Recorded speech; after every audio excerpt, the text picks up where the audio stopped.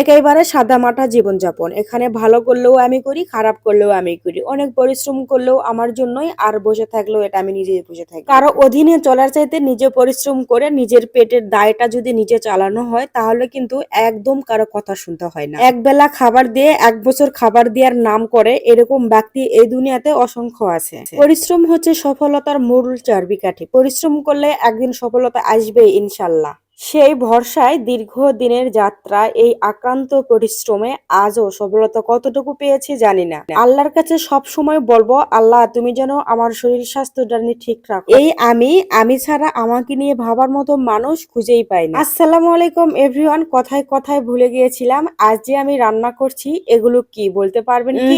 সম্ভবত পারবেন না। এটা হচ্ছে কলার মগজ। আমাদের এলাকাতে এই সবজিটার নাম বলে কলার মগজ।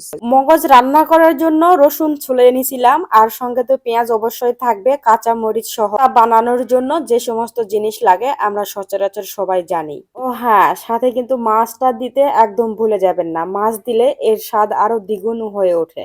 তারপর সব রকমের মশলা দিয়ে হালকা একটু পানি দিয়ে খুব সুন্দর করে সেদ্ধ করে নিয়েছিলাম। তার সিদ্ধ শেষে একটু লাড়াচাড়া দেওয়ার পরে এই ভর্তাটা শিলপাটায় বাটতে হবে। ঠিক মতন বাটার পরে খাবেন, ভর্তার যা স্বাদ আর ভাত, উফ এত স্বাদ কি বলবো। আর যেদিন এই ভর্তাটা বানাবেন সেদিন কিন্তু অবশ্যই চাল একটু বাড়াইয়া দিবেন ভাত।